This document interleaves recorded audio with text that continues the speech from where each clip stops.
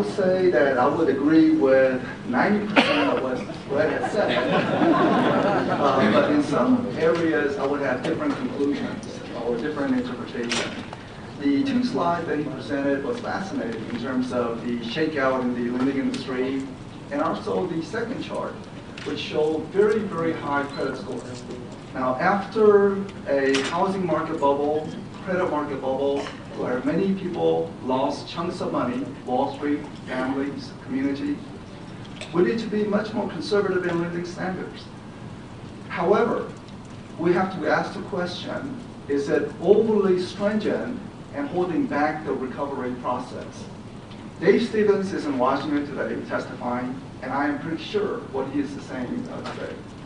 He will be saying today that 2010 vintage of FHA mortgages are best ever performing. 2009 is probably the second best ever after 2010. What does that imply? Well, in one sense, great news. Great news that the FHA loans are performing well. But if one looks at the performance of 2005, 2006 vintage, it is awful and there's continuing residual impact coming through the system. And hence the foreclosures will be with us at least through next year and probably through 2012, at least the first half of 2012, because of the past lending mistake that still needs to go through the system. There is a banker's axiom: all bad loans are made in good times. Today, the loans are performing extremely well, in fact, super well, which really asks the question where it is in overly stringent conditions. As mentioned, aside from FHA, Fannie and Freddie are other big players in the mortgage market. One looks at the loan performance of Fannie and Freddie. Right now, they're getting taxpayer dollars, they're losing money, and all this discussion, future reform of Fannie and Freddie, which I will come back to. One looks at the recent vintage, 2009, 2010 loans that are backed by Fannie and Freddie. It is performing about 3 times better than back in the year 2000, 2001, 2002, before the bubble years. Again, raising the question, yes, we want good performance, but is it the case that loans are only going to the super high quality individuals, and many bulk middle segment of the country with reasonable credit, people who want to stay well within their budget, but they are being denied the mortgages? In other words, historically low rates of today, 4.4%, maybe people who are able to pick those mortgage rates up, great, because I think it's a bonus rate. I think anything under 5% is a bonus rate. I think that sometimes next year mortgage rate will be on average 5%, maybe 5.5%. But the movement in mortgage rate is less important in today's environment than the credit availability to this big, large, mid-segment of the market, which they are being denied at 4.5% mortgage rates. So that's what we are working on, at least from National Association of Realtors. We're talking with the FHA commissioners, we're talking with Fannie and Freddie, we're talking with FDIC to say, look at the results. They are performing just too well.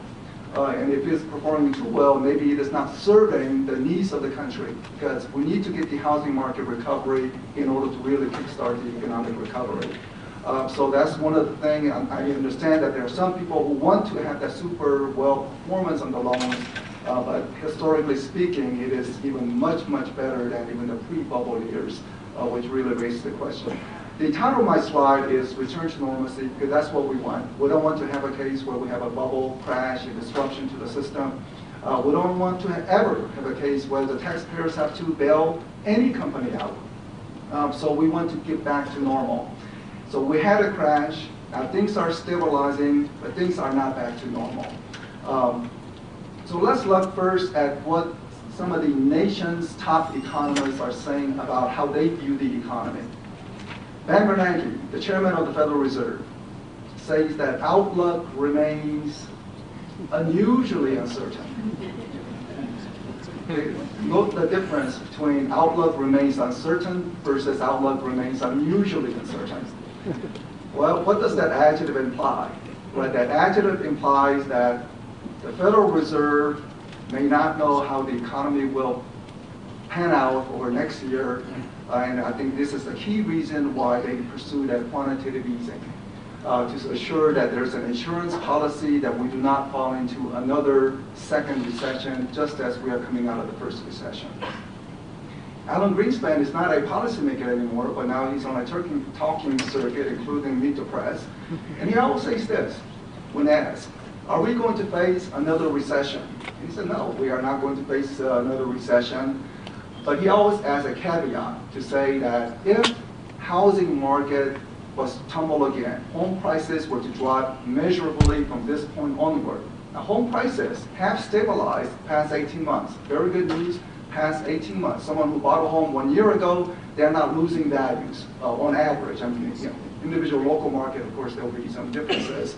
But on average, a person who bought a home 12 months ago are not losing anything in terms of equity. But if home value was to tumble again in a measurable way, U.S. economy will fall into another recession, which means another 2, 3, 4 million job losses. Very tough. James Bullard is someone that you should not know, because if you do know, that means you are a nerd. And you don't want to. He is also a voting member of the Federal Reserve, so it's not Ben Bernanke who decides, it's the committee who decides, they vote. And he has been voting along with Ben Bernanke to caution against the potential downturn, because he is very concerned about the U.S. entering into a Japanese-style deflationary stagnation. If you go to Japan today, walk around, and you say, how is Japanese economy? And you say, well, this is pretty decent. They have a good standard of living. The food is good. What is the problem? Well, the problem in Japan is that their standard of living today is exactly the same as 20 years ago. For 20 years, they have not improved. They have encountered a stagnation. They hit a wall, and they're not improving. In the U.S., we always anticipate our life will be better 5 years from now, 10 years from now, and certainly we expect our children's life to be better than our lives.